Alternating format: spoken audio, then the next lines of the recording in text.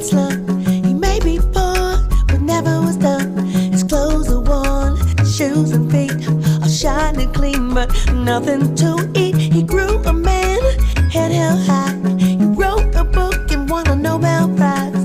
Where you are does not depend on where you're going or where you've been. 'Cause ghetto is a state of mind. Ghetto is a place you find. Doesn't matter who you are.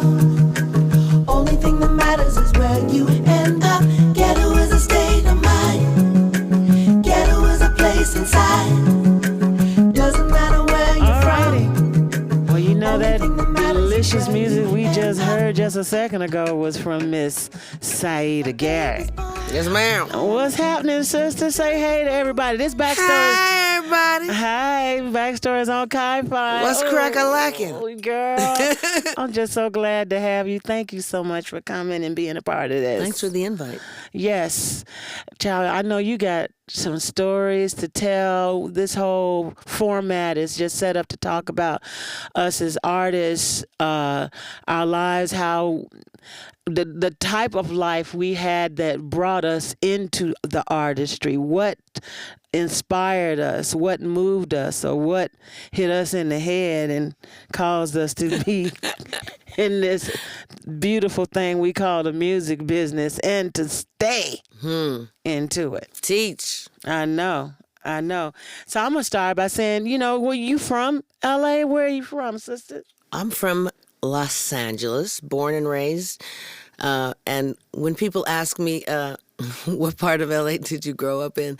I have to say all over because my mother had an aversion to paying rent. So we moved quite a lot. So I was saying, I know what a military background is like, but we weren't in the military. No. Mm-mm. That's funny.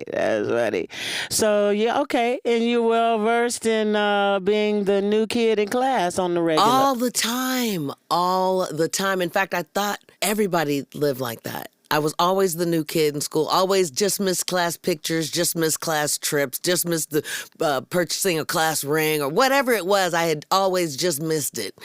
It was really, it was crazy. But you know what? Here's one thing that was good about the way I was brought up. Mm-hmm. Most people do not flow easily with change. Because of the way I was raised, change is second nature, right, to me. So I don't have a problem with stuff changing around me because that's what I grew up in. Exactly. That's so funny because I was just thinking, then as a result of you going through that experience, being the new kid all the time, it must have birthed the most outstanding qualities of forever, which is being able to flow easily with change. But here's that the is downside. A life lesson. Here's the downside of that. I don't bond easily with people. Because growing up, it would make no sense for me to be best friends and bond because I know I'm moving soon. So it's no sense in me even opening up to you to get to know you because I won't be here for that long. Okay. So that was the down part. But the up part is, like I said, no problem with change. Easily adaptable to change. There you go. Wow. Now, do you think that being in L.A., and this is the center of the universe for the music, television, and film industry, and being that you are one of the queens of the music, television, and I should say film, and soon to be the queens industry, might as well say something. You know what I'm saying? Speak it into existence. It is absolutely. Did you feel like you had a one-up on everybody? You coming in to being in L.A. versus somebody like me who came from Memphis, Tennessee? You know what? I never thought about it. I guess I never had to think about being from anywhere else because this is my home. This is where I'm from. So the fact that everything happens here, I just never thought about it until you just said that. I never thought about how other people come here and try to make it their home and be like in the industry. I never thought about it. Because when did you decide to sing, or how did you get started? Did you start from a child or childhood singing? I would audition for everything as a middle schooler. I auditioned for everything, and even in my 20s, the music connection, the paper was very important to my young life. Very important. Oh, cool. In fact, that is where I saw that Quincy Jones had auditioned, but I didn't learn about the auditions in that way. Oh, wow. But I learned afterwards that he had taken out an ad in the Music Connection about anyone who thought they could sing or was in a group, or he was looking for Manhattan Transfer or Take Six, really, but they hadn't been discovered yet. Or The Fifth Dimension. He wanted to create a new vocal group. And he just said, everybody come and I'll give it a listen. And there were lots of auditions, lots of people that you had to go through before you got to audition for Quincy Jones. But it was crazy. It was a very heady time. Wow. Well, I have to say right then and there, see, being from Memphis, Tennessee, I'd never have an opportunity to pick up a Music magazine and go, oh, gee, Quincy Jones having auditions. I better run over there and see if I can get in on one. That's a one-up I'd like to say. Yeah, I heard that. Okay, I'll take it. Touche. So, you said that was what, middle school that you started singing? Yeah, the school talent shows, and I would sing for my grandmother, and I guess I've been singing forever. But my mom, when she realized I could sing, would then, like, her father was a Baptist minister, so she would get a lot of attention from other people in the church if I sang.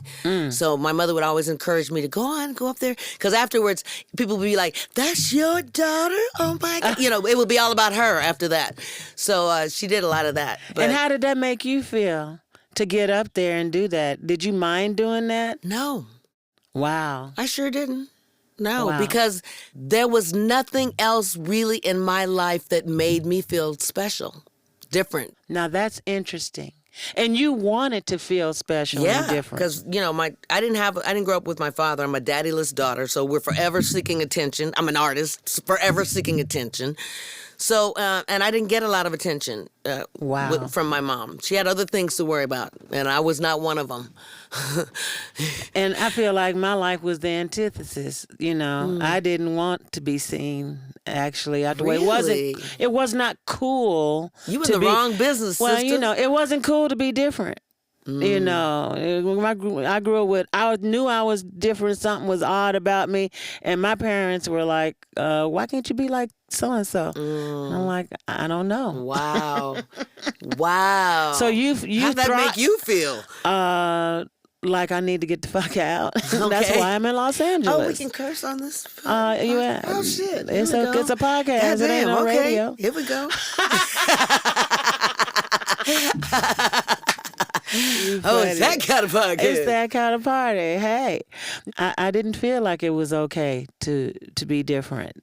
And you thrived on that. If anyone asked me to get up and sing, I'd be like, oh God, here we go. I don't want to do that. And I couldn't say no. And because my mother told me to do it. Bridge club meeting, folk come to my house playing bridge. Get up and sing something. And I'm like, oh God. And I was obligated to do it, but I didn't never go, okay, what do you want me to sing? It never was like that. But anyway, tell me, now, did you have any training? What were you singing? You were doing gospel. Now, one thing you said, Baptist minister. Were you doing gospel music? Songs, What kind of music were you singing back then? Simple. My Conjuticity? No. Not that simple. Jesus loves me. Whatever it was. It was just, simple church song. I don't even remember. Whatever it was. Mm-hmm. Did you have any lessons or anything? No. No formal training, no vocal, no. Mm-mm. Wow.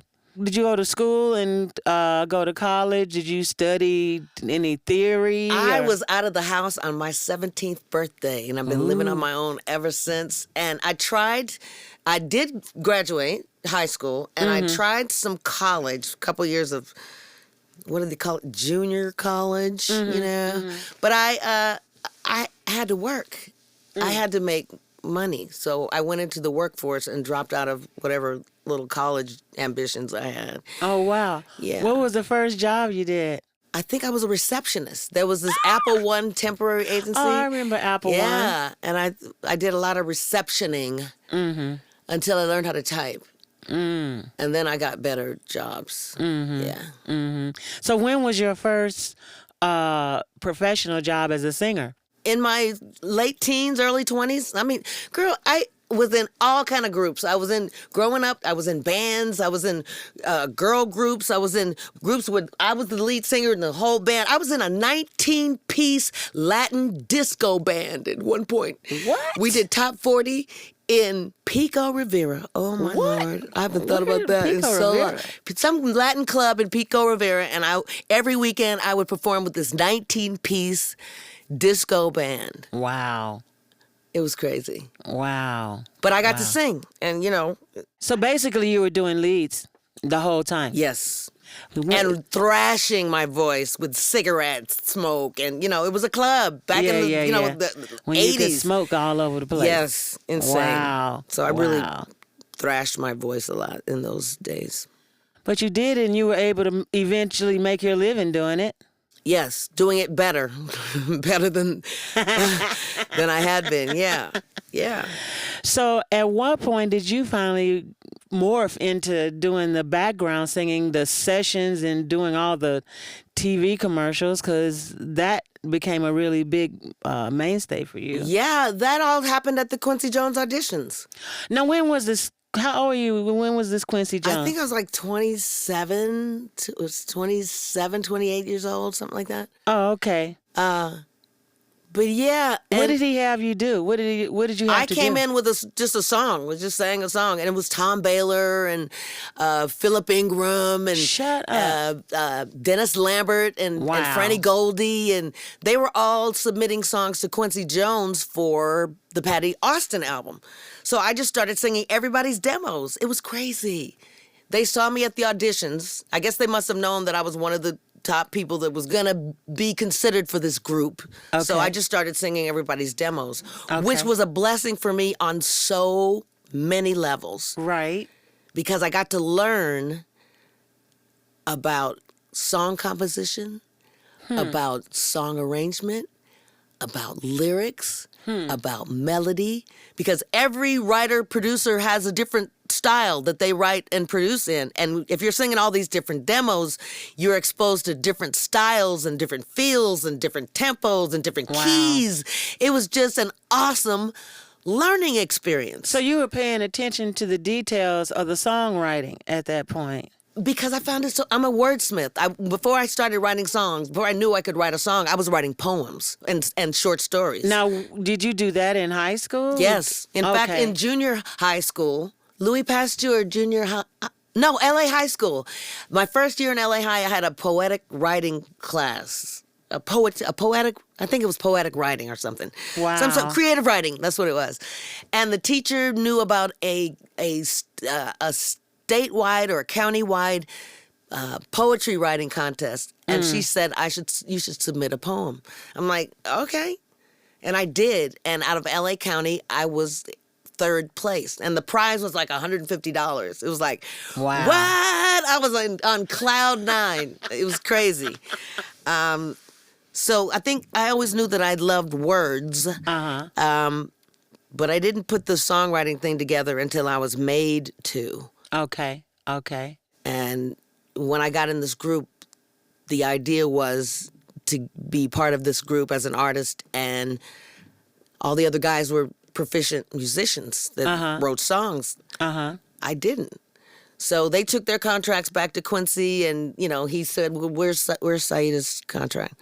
And they're like, oh, she just wants the artist part. She doesn't want the publishing part. And Quincy said, he kind of, pushed their contracts back across his desk and said, you either all sign or nobody signs. Oh, wow. Girlfriend. Jeez. Siedah. What? Bitch, you better open this door and sign this damn contract. When three large black men tell you to sign, bitch, you sign. You know what I'm saying? Gotta sign. You gotta sign. Gotta sign.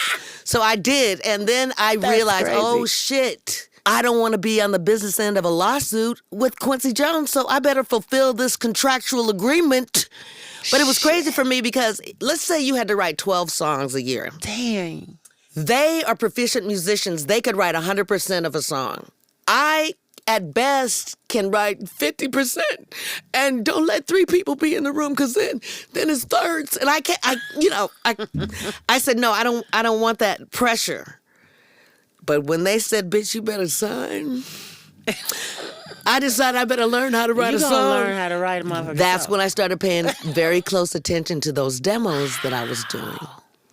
Because they What taught a way me to how come to. into the music They business. taught me how to write a song. What a way. Yeah. And the rest is history. No, bitch, the rest is herstory. You heard me? Herstory. Herstory. You heard? Well, that definitely makes your artist path different from anyone else. So far, yeah. Well, I think all of our paths to our artistry are as different as each of us. Well, that's absolutely true. I agree with you on that one.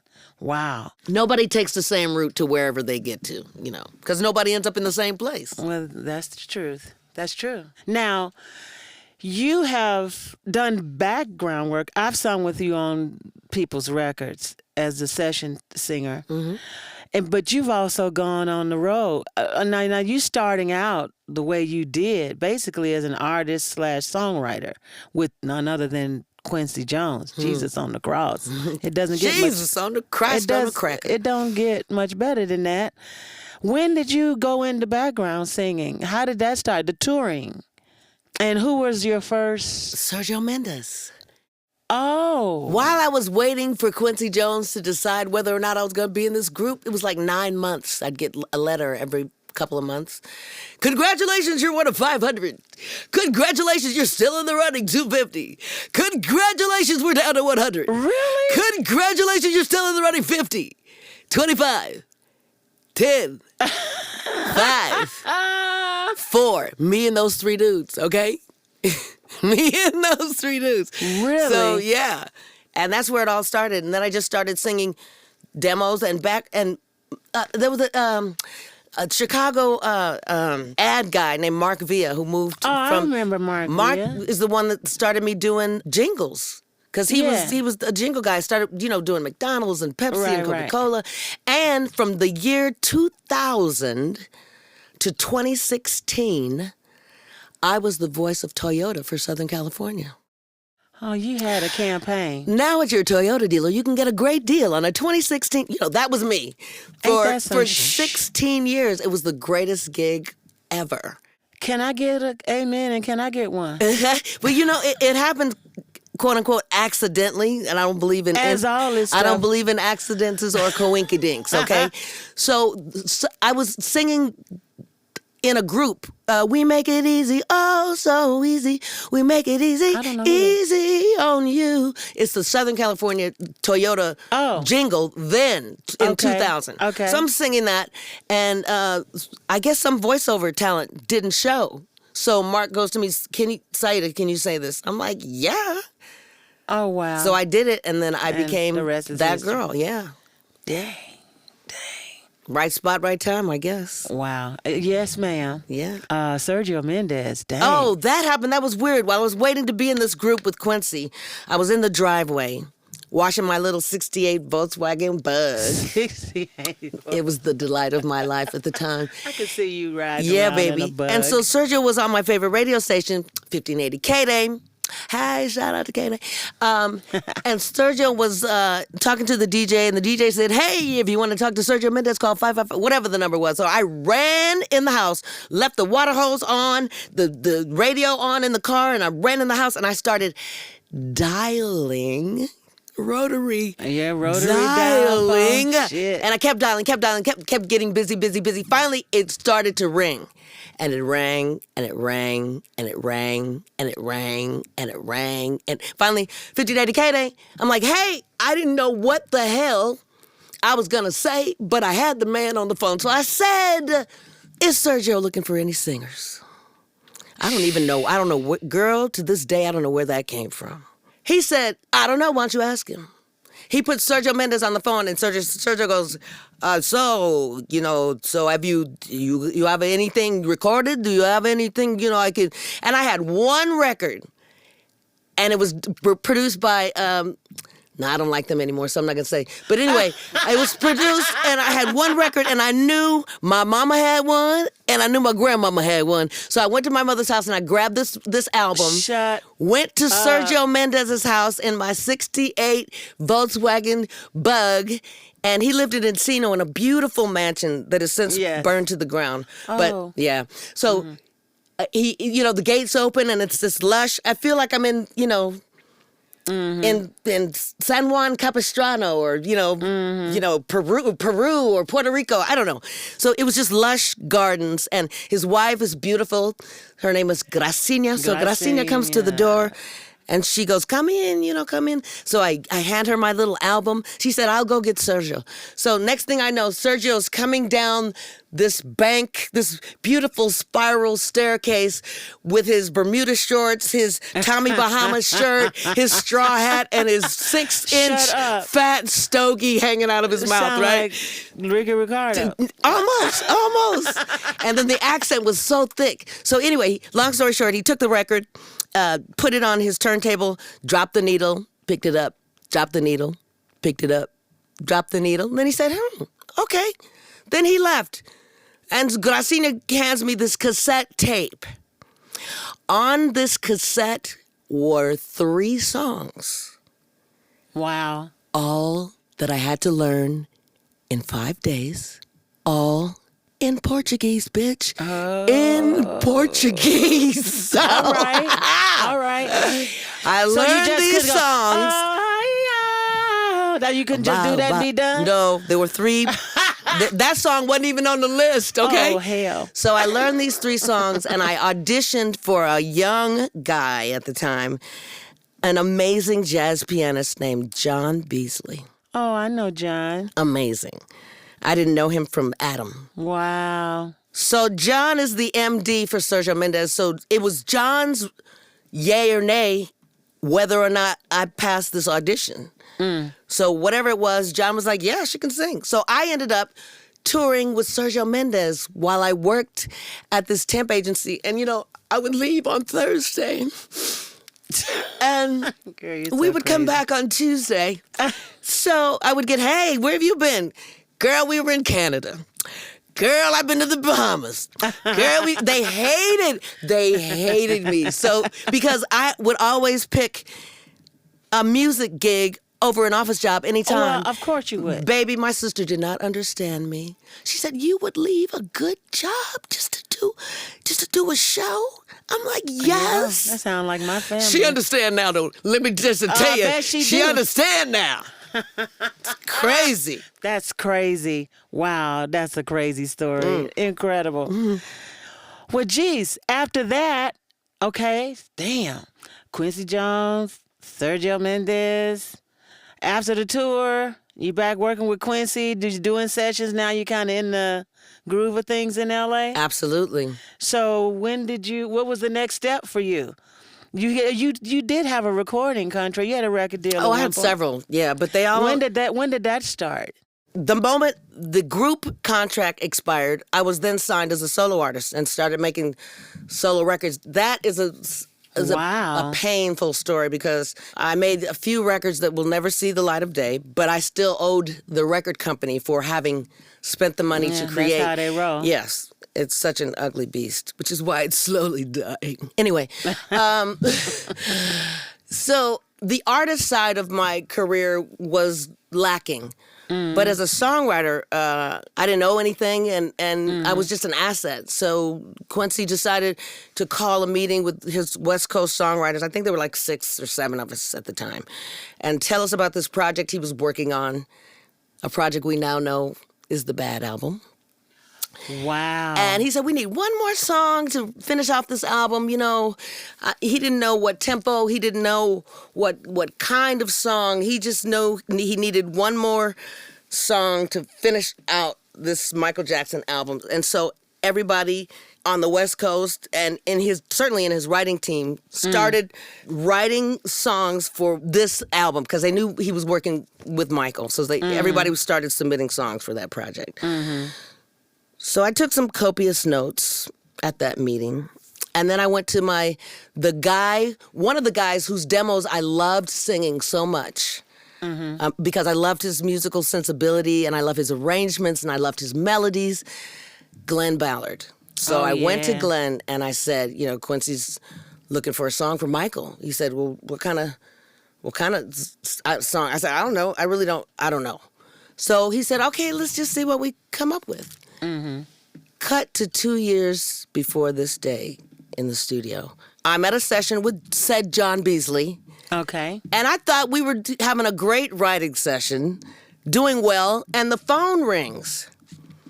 Instead of letting his answering machine pick up the phone, he gets on the phone and begins this very banal conversation.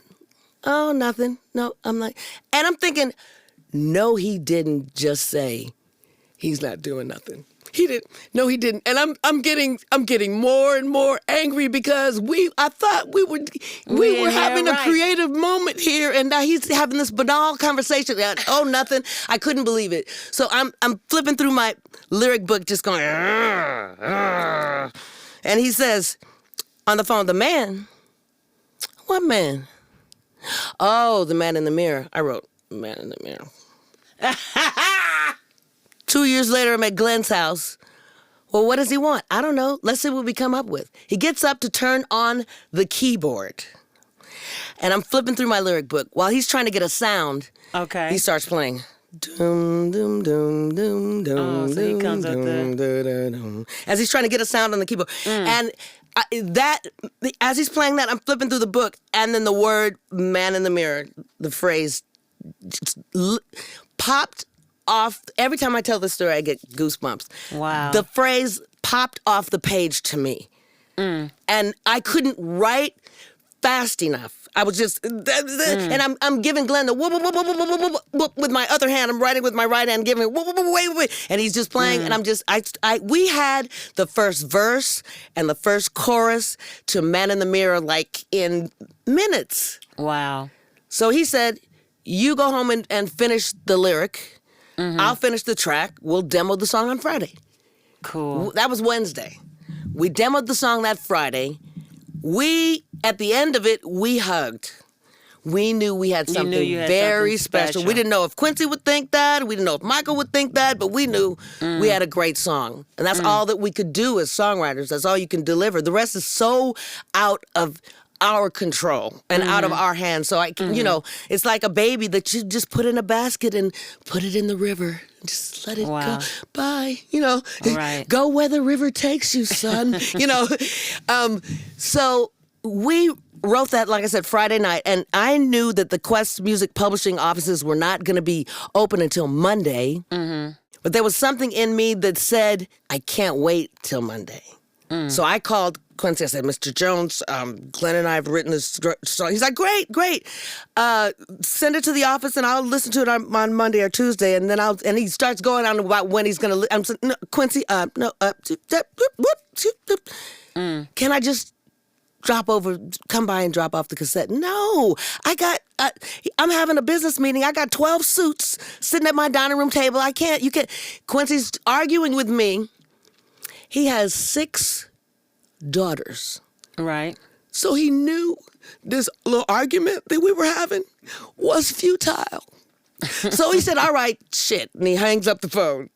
And I go to his house and I knock on the door and his housekeeper opens the door and she says that he's in the dining room.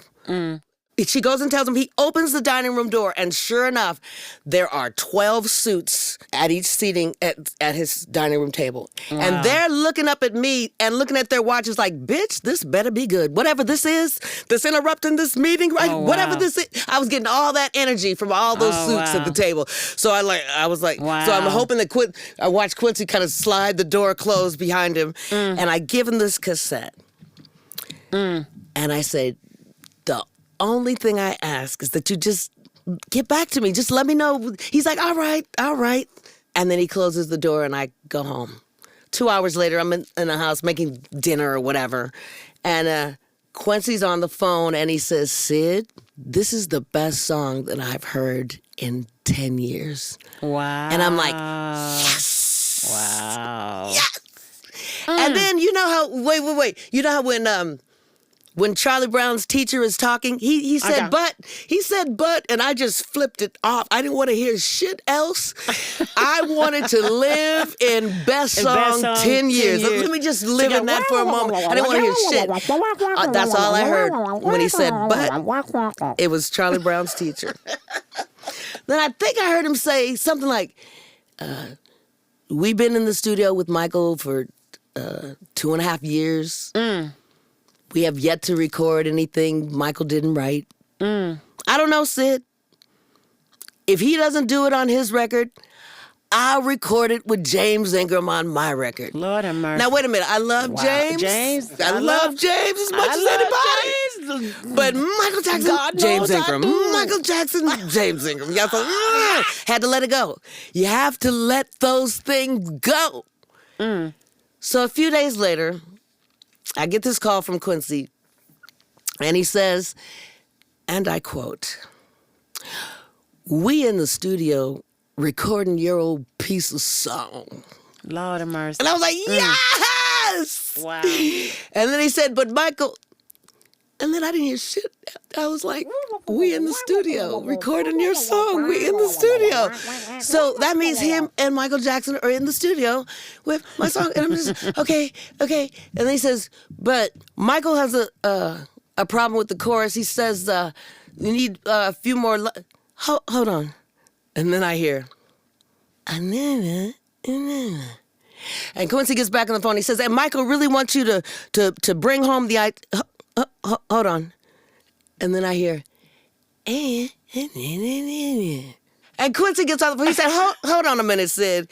So Quincy Jones puts Michael Jackson on the phone.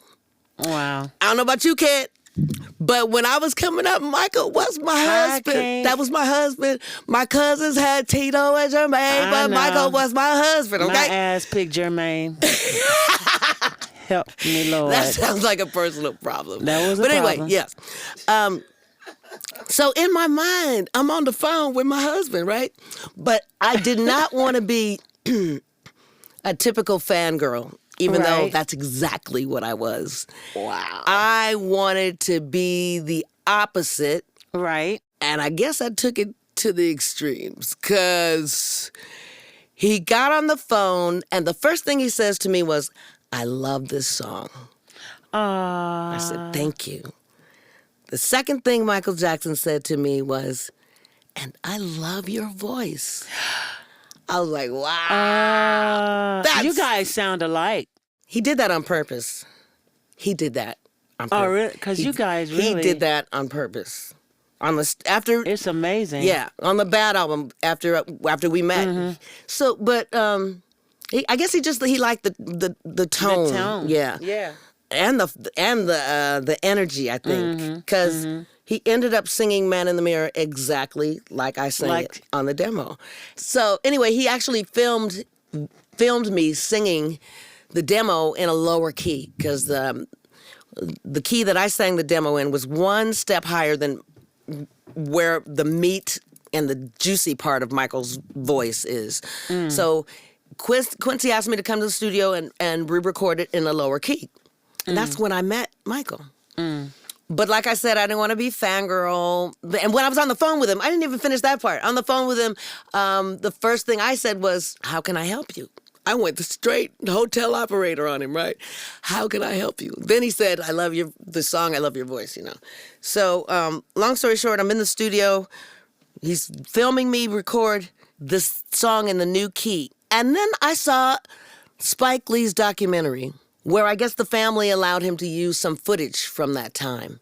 Oh. And you can actually see Michael Jackson with a big, huge video camera on his shoulder following me into the studio because the studio had mirrors. It was the man in the mirror filming me recording Man in the motherfucking mirror. It was insane. I never knew that footage existed. I knew the story, but who am I going to tell? You know, who cares? You know. Wow. But now that footage actually exists, there's proof that that's the truth. So I love telling that story. Wow. And I said to him, as he's following me, I turn around, I said, what are you doing? He's like, I want to film you. I said, why? He said, because I want to sing it like you. I said, great Mike, all my friends are going to believe me when I tell him he wanted to sing it like me. It was insane. He cracked up. That's crazy. He used to call me crazy. In fact, when I first met Michael, he had on some strange shit, man. He had on a red corduroy shirt, his black pants, those black loafers. He had on a blue sock and a brown sock. I knew it was gonna be something different about them socks. I said, dude. I knew you were gonna say that. I said, what's up with your socks? He was a little embarrassed. He looked down. He said, "Oh, I just pulled out whatever was." It was dark when I got up, and I just pulled out whatever was. I said, "Yeah, it looks like that's exactly what you did." So the next time I saw him, it was to record with the choir. So he was up in the secret room upstairs. So I go up there and check him out, and he's like, he was so eager to see me because he was like, "Siedah, look, my socks, they match." I said, each other, but they don't match nothing else you got on. Like, what? What? It was crazy. Crazy. Wow. And that's why he told his sister, be careful with this one. Yes. He was exactly right. Now, would you consider that to be like the best part of your career thus far? Oh, God, I hope not. Well, what would be the best part of your career? I think the best part is yet to come, darling. Oh. My second act is going to be a bitch. You just wait. All right. You wait. I can't wait. That's one hell of a beginning you've had so far. Thank you so much. Now, pretty blessed, must admit. Looking at the antithesis of that, have you gone through anything that you would consider to be, oh, this is the worst, and I hope it doesn't get any worse? Because this is quite a glorious entrance into such a business. Well, my artistic dreams did not come to fruition. What were as your I artistic dreams? I thought I was Madonna. I just knew. Okay. And then I thought I knew I was Beyonce. I just knew I was going to be that. And it just never materialized. I had you had record other deals? areas. Yep, many record deals. Yes. Yeah. I had, a duet with the King of Pop. And right. What? Next? What? Now I just can't stop loving you. Yeah, and what? That Yeah. means nothing. Mm-hmm. That means nothing. Mm-hmm. Especially 30 years later, that means absolutely nothing. Mm-hmm. Mm-hmm. But that song it's did almost introduce like, me. This is the best of times. This is the worst of times. Yeah. Isn't life like that? Yes, it's like the seems. fruit, passion fruit. It's bitter and sweet all at once, at the same time. Wow. Well said. Thanks. Well said. The music business has gone through quite a significant set of changes. That's an understatement, if I've ever heard one.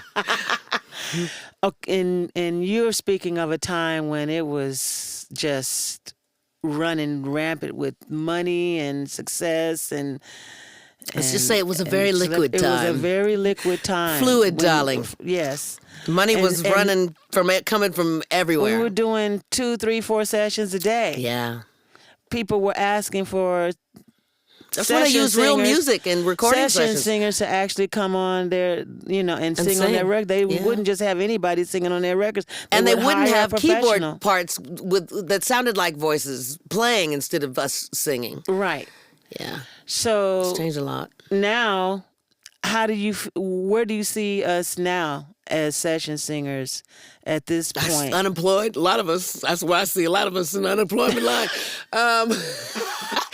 I mean, for people who are doing this it's a right now, because different there thing. are still people who are doing sessions now. I will add, just I don't know speaking to them. the audience, that they're not having to decide between the two. Because back in the day when things were so fluid, we had to choose. You either stayed in town and were a session person, or you go on the road. Yeah. And they kept that they kept that separated.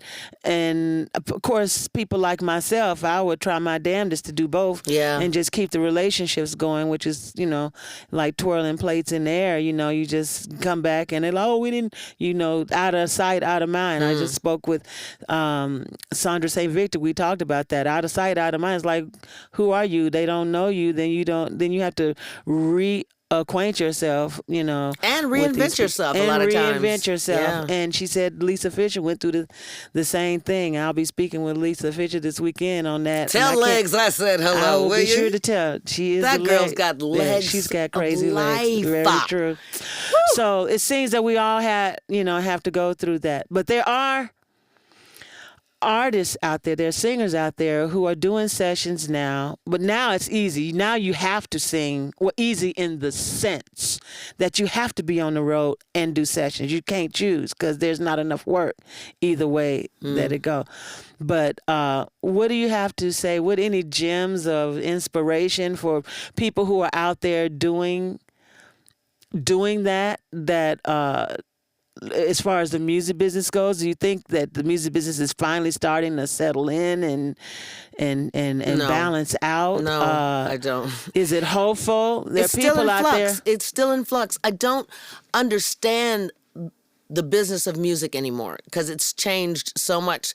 The business model that it's not like, when I was coming up, the business model that I have been accustomed to no longer exists. Right. So it's a whole new game, and it's about defining yourself, making your own audience, finding your own way, finding your own people that will support you. Mm-hmm. And with that, you do your YouTube things, you do your videos, you do your coffee house shows, you write songs, you do other musicians' demos, you just keep moving forward and keep being active. And that almost always puts you in the right place at the right time. If you're doing what you love to do, no matter what comes of it, that always seems to put you in the right place at the right time. Mm-hmm. Well, that's a great gem of inspirational knowledge and wisdom that we needed. Thanks. We definitely needed to hear. Because you're exactly right. So being a background singer, even though it is a reputable career, it's an art form all into itself. Oh, man, yeah. And any lead singer that thinks that they can just pop into a background session and blend with the other singers, it don't work like that, honey. A background singer knows that they're not the lead. A background singer knows it's about the blend.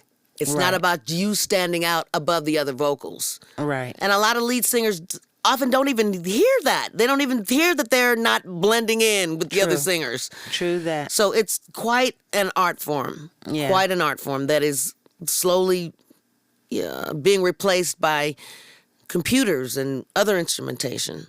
But I don't know that that's going to last for very long. I'm hoping not. Nothing will replace the human voice. And I think what I'm finding is that the energy, the emotional connection, our experiences that we have had in our lives is what makes up the music, because the music comes through us. We're just merely a conduit. We're just a vessel that the music comes through. So it comes off onto the recording, feeling a certain kind of way.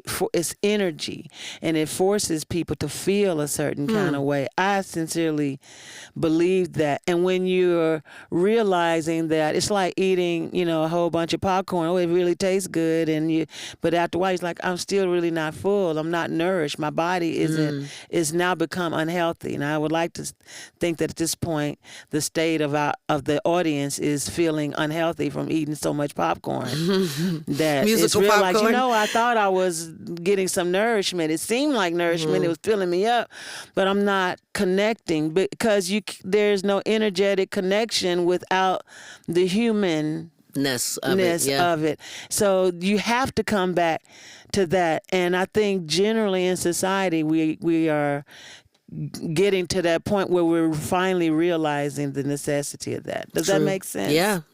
That's True. that's what I'm thinking. Do you think it's better? It's better than for a setup for artists now? Oh my gosh. Because Better now than ever. You have to have your Better own. now than ever. That's what I think. Better now than ever. You are more free to be who you are without the ramifications of you have to be pop, you have to be soul, you have to be R&B, you have to be. There's no box. You make your own box. Yes. And then you step outside of it. And then you step outside of it. That's awesome, isn't it? Yeah. That's really That's awesome. the beauty of what the music business is now, if you can put those two words in the same sentence, one behind the other anymore. Yeah. Now, did you ever consider leaving? And did you ever live in New York? Did you ever live in Europe? I lived in London because I became a member of the Brand New Heavies. Oh. Yeah. And well, geez, when did that happen? In between after Quincy and Michael Quincy, Jackson? Yeah, after that, after all that. Yeah, I started writing with them, and my task was to write an equal number of songs with each member of the band because I think the drummer wrote most of the last album. And while they were on the road, everybody was fabulous. But when they got off the road, the drummer bought a car and a studio, and they were like, "Hey, wait a minute, hold on, hang on a minute, hang on, we're all in this group, right? We're all in this group, so we've all got to write equally. We've all written equally number of songs on this album, not like the last." So that was my job, to write an equal number of songs with each member of the group. Wow. So it wasn't about the best songs. It was about writing an equal number of songs with each member of the group. So I wrote those songs. I would go to England every couple of months and sing my demos. And then they'd send me more tracks. I'd go home and write the music, write the lyrics and the melodies, and then go back to England and sing the demos. And then they were getting ready to tour and make this record, so they looked for a singer for like a year and a half, 2 years, while I went back and forth singing these demos. They couldn't find an English singer that they liked better than my voice. So they said, I guess not. hang on a minute. Hang on. Hang on a minute. Wait a minute. Let's ask her. So they did. And I went to London. I lived in London for almost 2 years. When was this? What years was this? Girl, I don't know. Okay. Y'all can Google it. Back in the Look day. it up. Anyway. Yeah. I'm just because I Yeah. kind of knew. The but I album didn't- was called Shelter. That was Wow, it. okay. And the single was Gotta Do Right, You Gotta Do Right. Sometimes you gotta do right Wow. to be happy. Yeah. Nice. Thank you. Nice. Seems like everything that you have done always had that songwriter component involved in it. You Since didn't it was just come forced in upon me. just as an artist. That's how you just came into the game, and it remained a part, and that's the most very significant part of your artistry. I think I would be a secretary or a receptionist somewhere if I did not have the component of the songwriting element of that contract. And I thank Quincy daily for having forced me to become Not a just songwriter. to be a singer? Yeah. Come on now. He forced me to be a songwriter. And that was like the greatest gift ever. Wow. It was the greatest gift. Wow. Now, I had written at the end of my book that I had, through these last 5 years, just this next level of journey that I've been going through, that I found another level of purpose. It sounds like you have kind of always known you were different, and you loved being different. You thrived. I didn't always love it. You thrived in it, though. It's all I knew. It was all I knew. But what a wonderful gift, because it made you this incredibly crazy ass gregarious person that's sitting here before me. That's my friend. Okay, I'm just saying, all of this, you thrived in this space of just being out there and taking chances and doing all these amazing things, and your life is just transformed and morphed and evolved from one situation to the next, as you just explained. So you know who your purpose was, definitely songwriting through and singing. The route was rather circuitous, but I did find my way to it. I loved I'm a wordsmith. When I write, I look for the cleverness in it. I don't want to say. In fact, one of the best quotes I ever heard, there was a writer on the Oprah Winfrey Show, and she wrote White Oleander. Oh, I love that movie. I love the book. The book is haven't read the book. outrageous. You should read the book. It's a little bit different than the movie. Anyway, so long story short, that author said something on that show. She said, you have to find a way to say the same old thing in a brand new way. So I changed that into find a way to say the same old shit in a brand new way. So that is what I look to do every time. There's no new way of saying anything. So you Right. just have to find a different way of saying what's already been said. And I think the line that Oprah commented that she described the sky as a tequila sunrise. Like that drink yes. with the orange and the yellow. And she said when she described it like that, Oprah said, I actually saw the sky that she was describing. Right. And that's when she said, I had to find a brand new way to say the same old thing. Right. Oh, that's awesome. Yeah. So going through and realizing this purpose, that's amazing. I came to a place where I found a higher purpose, that I have like yet another purpose outside of music. Now for me, it's through, my circumstances. I wrote a proposal for a cooperative living facility to reacclimate homeless people back into society that I'm shopping. And yes, I have already said it once on a previous podcast. Billionaires that got $1 billion sitting to the side, I got something for you to give, to offer, because we need healing in this society. And there are people who are viable, who even the one who are mentally ill, who haven't had an opportunity to get help, need this. And I have something, I have the answer. I know it's the answer. And I got it through being in my circumstances. I had time on my hands to sit there and think about it and live through it and experience it. So I've written it.